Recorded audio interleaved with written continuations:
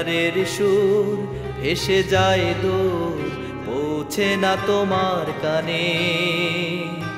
দোলা দিয়ে যায় নামাজির মন, শান্তি পায় তারা প্রাণে। ও মিনারের সুর ভেসে যায় দূর, পৌঁছে না তোমার কানে। চন্দ্রগঞ্জ বুড়া হুজুর রহমতুল্লাহ আলাইহি মসজিদ। নোয়াখালীর যে কয়েকটি ঐতিহাসিক এবং প্রাচীন মসজিদ রয়েছে তাদের মধ্যে অন্যতম বেগমগঞ্জ উপজেলার চন্দ্রগঞ্জ বুড়া হুজুর রহমতুল্লাহ আলাইহি মসজিদ।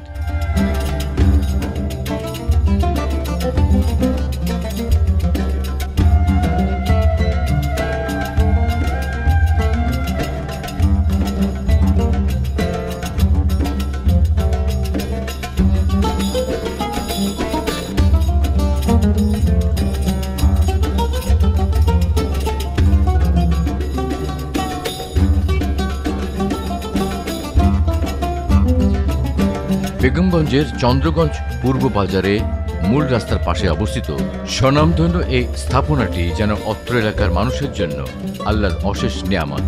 প্রাচীন এবং ঐতিহাসিক এই মসজিদটি স্থাপিত হয় 1895 খ্রিস্টাব্দে। এটি প্রতিষ্ঠিত করেন হযরত মাওলানা হামিদুল্লাহ বুড়ো হুজুর।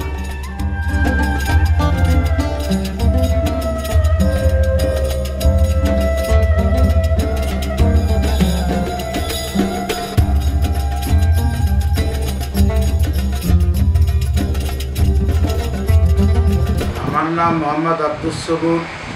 আমি মরহুম বুড়া হুজুর রহমতুল্লাহ আলাইহির নাতি এবং চন্দ্রগঞ্জ কারামতিয়া আলিয়া মাদ্রাসার সহকারী অধ্যাপক বুড়া হুজুর রহমতুল্লাহ আলাইহির জামে মসজিদের খতিব।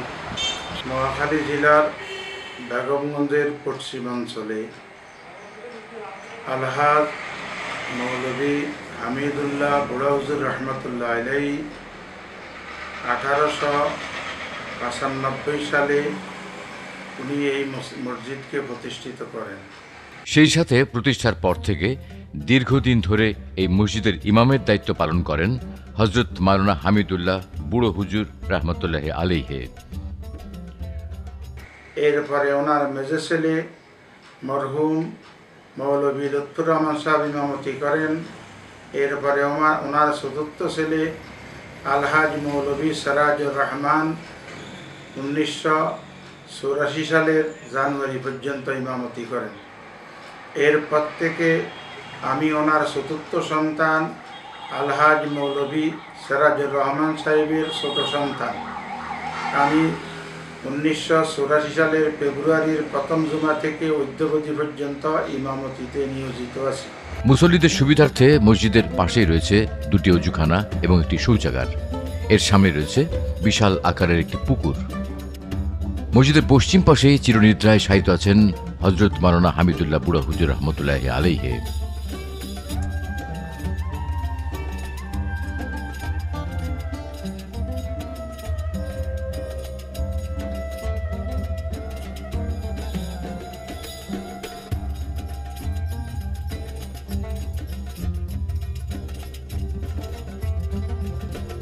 এই মসজিদকে কেন্দ্র করে এর পাশেই চন্দ্রগঞ্জ কারামাতিয়া কামিল মাদ্রাসা নামে একটি মাদ্রাসা স্থাপন করেন তিনি।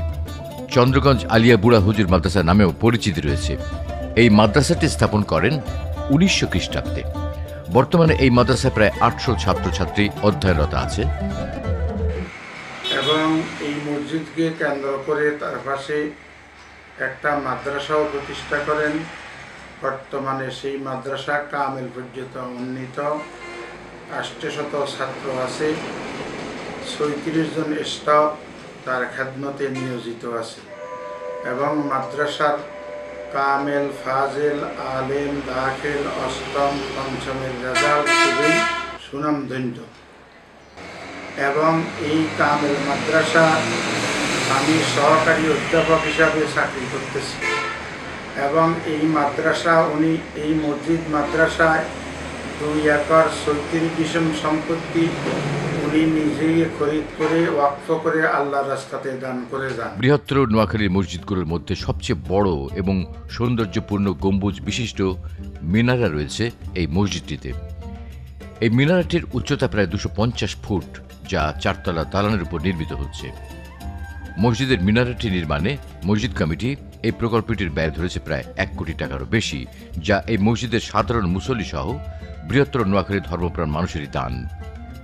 বর্তমানে মসজিদের কাজ অর্থাৎ একটা মিনারা 1 কোটি টাকার উপরে ব্যয় হবে, সমাপ্তের পথে আছে। প্রতিষ্ঠাকালীন থেকেই এই প্রাচীন এবং ঐতিহাসিক মসজিদটি আপামর জনসাধারণের দানের টাকাই চালিত হচ্ছে।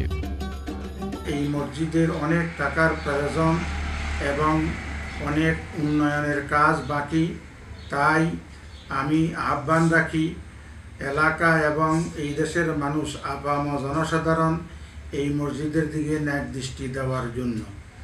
আমি ইমাম হিসাবে সবার জন্য দোয়া করি, আপনারা সবাইও এই মসজিদ এই মাদ্রাসার জন্য দোয়া করবেন যেন কিয়ামত পর্যন্ত এই মসজিদ এবং মাদ্রাসা প্রতিষ্ঠা থাকে। যারা জায়গা, অর্থ, সম্পদ এবং যারা খেদমত করে এই মসজিদে যেতেছে, আল্লাহ যেন তাদেরকে কবুল করে এবং নাজাতের ফয়সালা করে। সরকারের পক্ষ থেকে প্রাচীন এই মসজিদটির প্রতি নজরদারির দাবি জানান স্থানীয় মুসল্লিরা।